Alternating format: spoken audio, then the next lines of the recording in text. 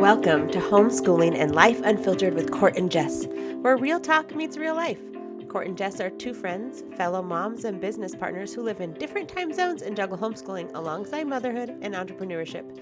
Jess is a mom of 8 and Court is a mom of 7, and together they're raising 15 kids and navigating the wild, wonderful world of homeschooling, each in completely different ways. Every week, we invite you to pull up a chair for honest conversations, practical tips, and uplifting encouragement. You'll hear from moms across the country who are homeschooling in a way that works best for their families. Whether you're a veteran homeschool mom just getting started or somewhere in between, this is your space to feel seen, supported, and inspired. Because no matter how different our paths may look, we are all in this together. Hello, welcome to Homeschooling and Life Unfiltered with Court and Jess.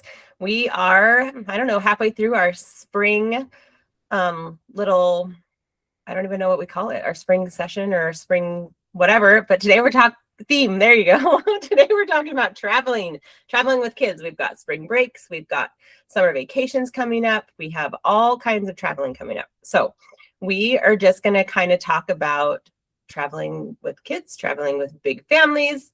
I'm going to go first today.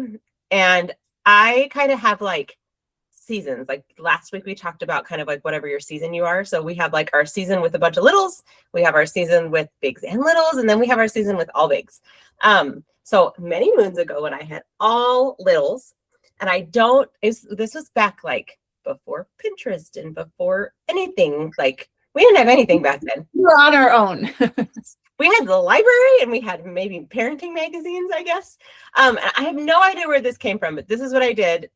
I doubt it came from my brain back then. My brain was tired. So I don't know where the idea came from. But when I packed with littles, when I had lots of littles and I did all the packing, and we're talking, I had 4 kids under the age of 5, right? So like lots of little kids that used multiple outfits a day. So when we traveled, and we traveled a lot, we had family in California that we went and saw easily 4 times a year. Like that was our destination was, Nana's house and aunt and uncle. And I have a bunch of family that lives in one town in California. So it's a super fun place to go visit for my kids. So I would pack every day, and every kid would have a gallon-sized baggie. So it would be, Sydney Monday, Sydney Tuesday, Sydney, or you know what I mean? Each kid had a baggie, and inside that baggie was their clothes for the day, their underwear, their pajamas, their socks, everything minus their shoes, because typically I didn't have a shoe for every day.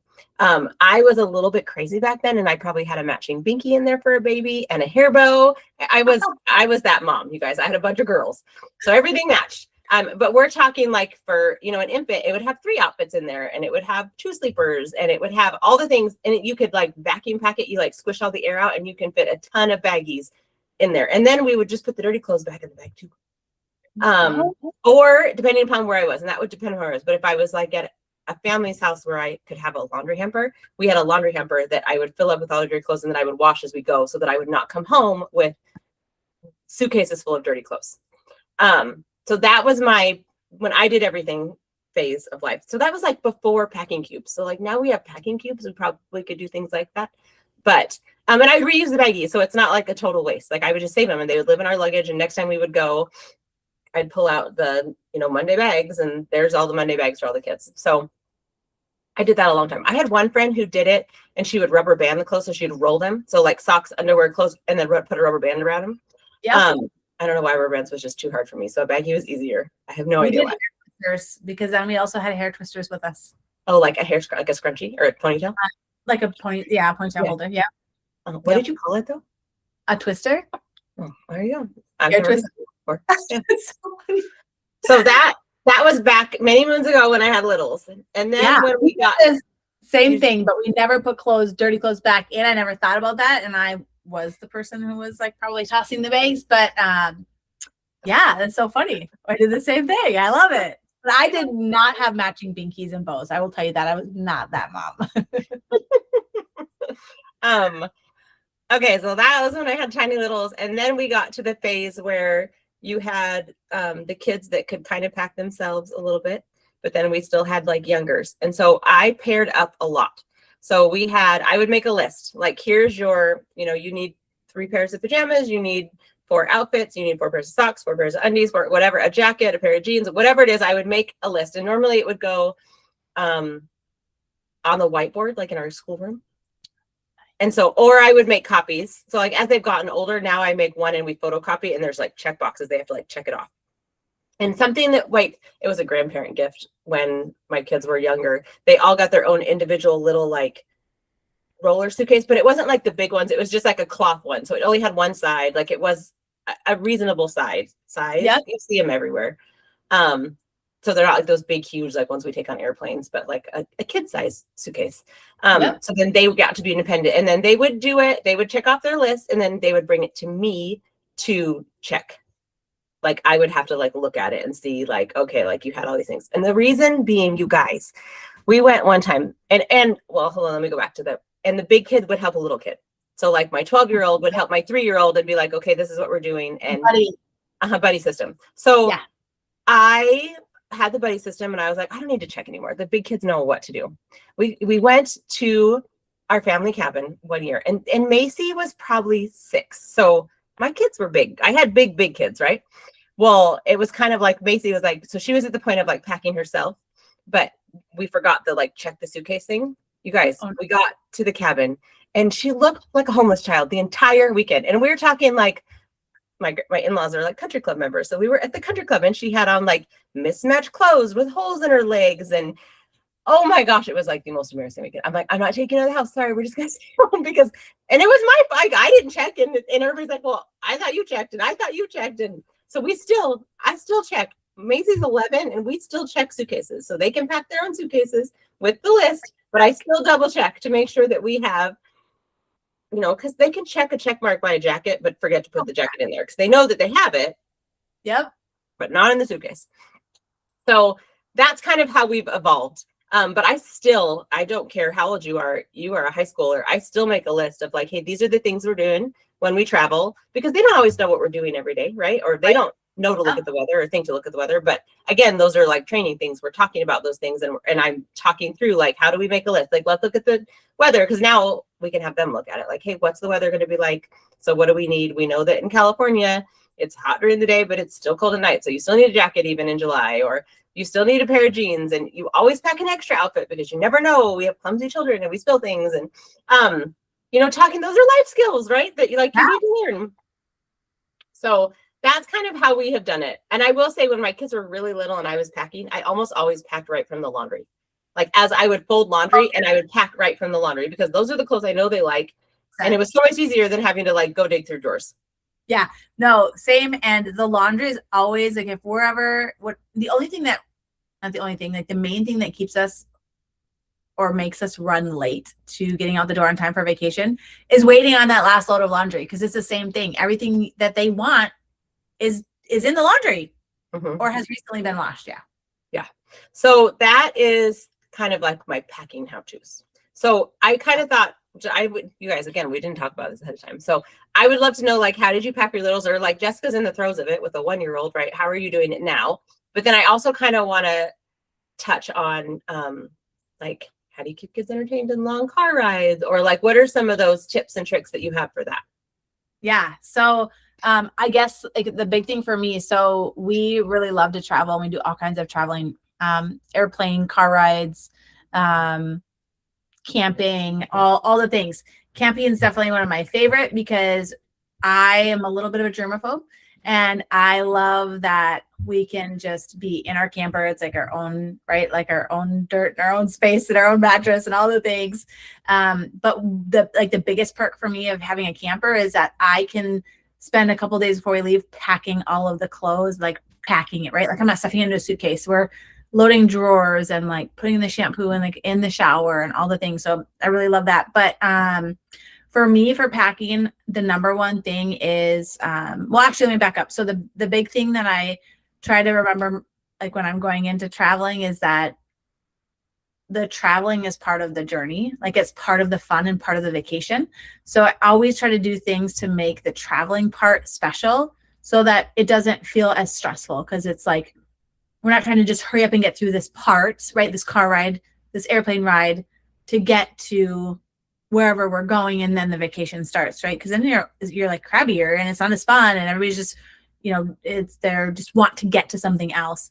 And then on the way home, there's just really nothing to look forward to. So I always try to like ingrain in our family and our kids and myself that is part of the journey and part of the fun. And it probably stems back to like my mom on long car rides.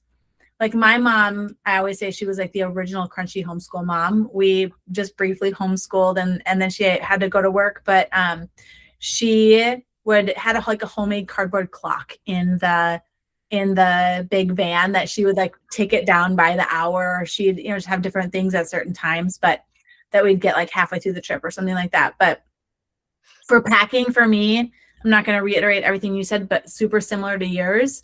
But the biggest thing for me is I keep lists on my phone, my packing lists. And those are like, so I for many years, I was just creating new packing lists every trip. And then I got a little bit smarter and started to work smarter, not harder. So now I have a camping packing list and I have a work trip packing list. And I have a like a water park beach packing list, or just like a general vacation packing list, or a homeschool conference packing list. So I can kind of go to those. And I mean, I always have to add things, right? Because there's things I didn't think. But if I'm on, let's say we're on a camping trip, right? And I realize, oh, I cannot believe I forgot a can opener, right? That's like the one I can think of. I immediately go back to that list on the trip and I write can opener. So the next time we take that trip, I have this updated list. And so that's probably my biggest tip. And it's actually divided into 2 or color coded. So I have what I need to pack. And then I'm making a list on the very bottom of, or I include it in the main list and just turn it a different color of things I need to purchase. So it's packing and purchasing, right? Because there's always something, right? Like some kids always needs a new toothbrush or is out of deodorant or hairspray or whatever it is that they need for this trip. So there's always things. And then I have like a food packing list as well, like easy travel foods. I love to go and watch other people who've made content about traveling. So I do spend, some hours prior to different trips. If it's kind of a new experience. So this is a new season for me traveling with a baby after 10 years of not having a baby. And so for her, the biggest thing and we're still kind of perfecting this, and I've been watching a lot of, like I said, a lot of content, but we're about to embark on a 7-hour plus plane ride with her in less than a week. And it's all about what foods, right, we'll keep while we're in the airplane, keeping her like keeping the food as normal as possible. And I do that with all my kids, because it's fun to deviate a little bit, right? And you're going to get that special popcorn at that special stand in South Dakota, and you're going to get that special ice cream at that cabin place and all the things. But as much as you can keep their diet similar to what they're used to, you're not going to end up with tummy aches and crabbiness and sugar crashes and all the things. So try to keep some normalcy to their diets. Or like they're not diets, but like their eating habits or whatever, as far as time goes, and then what they're eating. And then the biggest thing I've learned with traveling with a baby right now is packing different categories of stuff. So you have like the stuff that I know I'm not going to need on the plane. There's just no way. And then there's the stuff that I might need on the plane, right? That's a separate bag. And then there's I know I'm going to need everything in this bag on the plane, and keeping that really close and accessible right from takeoff. So like that's like you're under your seat bag. And just different convenience things, like having a baby right now compared to when I had my first baby 22 years ago. They have so many convenient things for you now. Like I bought this little snack tray, right? When my oldest or our oldest were young, it was just like the cup with the little bristly fingers, where you could reach in and grab on it and it didn't spill. But now they have like these big round things, and you press a button in the middle, it opens a new slot all the way around. And I mean, it's just like the things that they have on the market now to make traveling convenient are amazing. But of course you don't need all of that stuff to have a wonderful trip. Like having a good mindset and a solid packing list is really all you need to travel well with kids, and a lot of patience. But that's kind of goes with the mindset. But yeah, and then just making sure, like I tend to overpack, and it's funny because sometimes I overpack and I needed all of it, and then other times I overpacked and I didn't need any of it. So I tend to just kind of stay in that overpacking lane. because it can be really expensive if you have to buy things on vacation that you normally, would buy like an extra outfit or things like that. So, yeah, much to my husband's detriment, I tend to overpack, and he has lots of luggage to cart around for us. But those are kind of the big things that I can think of. Oh, and then another tip recently that we haven't had to worry too much about, but just making sure that, especially for kids on airplane travel, making sure that you pack enough for at least 3 or 4 hours extra in case you get stuck on the plane for any reason. We did get stuck on the plane recently, but only for about 20 extra minutes. So it wasn't a big deal, but I've heard, we've all heard the horror stories. And so, especially if you have like a formula fed baby, making sure that you have enough food and formula. And I think a lot of people don't know, I didn't know when I started traveling with this baby, that TSA has some relaxed rules for bringing like baby food and liquids. You can take bottles. Yeah, water for the formula mixing, all the things has to be reasonable quantities, and of course they reserve the right to deny anything, and they test it and things like that. Scan it. Yeah, definitely wouldn't. Like, we started traveling with her, and this is just like a weird side tip, but maybe there's a mom traveling with babies, but we used to travel with water in the bottles so that they'd be ready to mix, but they have to open them and like put a little card around them, and it just kind of contaminates the whole thing, in my opinion. So we stopped doing that. We just bring empty bottles, and then we bring sealed bottles of water. And so they test the bottles, but they don't open the bottles if they're sealed. So that's just like a small tip that we've learned. And then I guess I'll briefly touch too on car rides, as you asked, like, how do we pass the time? We do lots of things. We've done like the lap trays, right? Like, we order the lap trays to sit on their laps in the car. Those have kind of been a flop for us. They've never been super successful. We don't do a lot of screen time, but we do some traveling. Were you going to say something about that? Well, yeah. So when one year for Christmas, my mom made all the kids, and it was basically a clipboard. And then on the back was like a foam thing that she covered in fabric and like put a little pocket that they could sit on that. And that was fantastic, because it had a little pouch for them to keep their pencils. And then it was like a clipboard. So it was small enough to fit in their lap, and it wasn't as big and bulky. And like, because those lap things are hard to fit over car seats, or like then they bump into the person next to them. And they were fantastic. I wonder if we still have them around here. But they were like the best invention, and they had a little handle, so then they could just like hook over the thing in front of them. We had those in our van for a million years. That's awesome. We do a lot of like the organizers. So I'll hang the organizers on the back of the seats so that they have little pockets for everything. And then I wish I had it in here. But let me finish, I guess, with the car ride piece, is that we'll do, like, when the kids are little, even now, we'll do like special things they can open at certain milestones, or we'll play like the alphabet game with license plates and signs. I mean, just making it fun and engaging with the kids while you're driving, I think, is important. Stopping and letting them get out and run around a lot is really important as well. But one of the things that my girls and I did recently was and it was for travel, but also for every day, we created essential packs. And so they are little tiny, I wish that I had it in here, little tiny toiletry kits that, you hang on back of a bathroom door. And they're small. I mean, mine unfolded is probably this big, and it has everything that we could need in it in an emergency. So it has tiny little toothbrushes that are pre-filled with toothpaste, has floss, and like, I keep my portable charger in there, and my little ear, what do you call those? Earplugs? Headphones, like earphones or earbuds. That's what I was looking for. That plug into the plane outlet. And so again, this was with my girls, but like any feminine products that they might need in an emergency. Really just a sanitizer to like wipe down the seats, like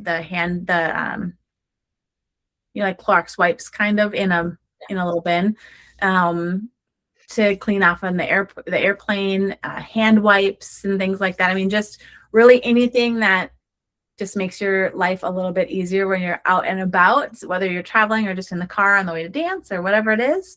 I keep a couple one pencil and one pen in there. So that was really fun. We put those together, and deodorant wipes, and also makeup remover wipes.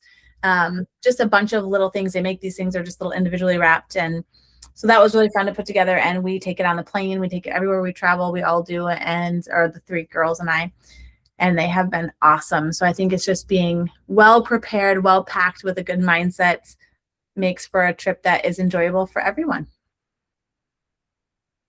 Okay, real life here. We have a baby. I love it. Yeah. A grandbaby. She does not look This old is a enough grandbaby. You to have a grandbaby. This is a grandbaby. He's a grumpy grandbaby. So Oh, we're almost done though. I don't know why he's he is nice. so cute. He just likes Lolly. Any That's my last grandbaby. minute, Lolly. any last minute tips for Okay. making travel enjoyable and fun? Yes. Okay. So what I was going to say is like car rides. So we do a lot of car rides. And I totally did that. We did a 14-hour car ride a few times, which is far for us. And that's normally, I think 7 is like our normal, like that's our California trip, right? Yeah. And when the kids were little, I would do like, every hour they would get us another something. And so one of my favorite things to do was a box of Band-Aids. Oh. Hours of entertainment. Like it's the crazy thing because one, it takes them a while to get them out, and Band-Aids, they can stick on anything. It doesn't matter. Like they come off, they don't ruin anything. That was one of my kids' favorite, like when they were 2 and up. I mean, 2 for a while. A 6-year-old still loves a box of Band-Aids. Yeah. So that is, and you can get them in all kinds of fun, like Superman or Princess Sophia or whatever. I don't even think Princess Sophia is around anymore, but that was Macy's favorite.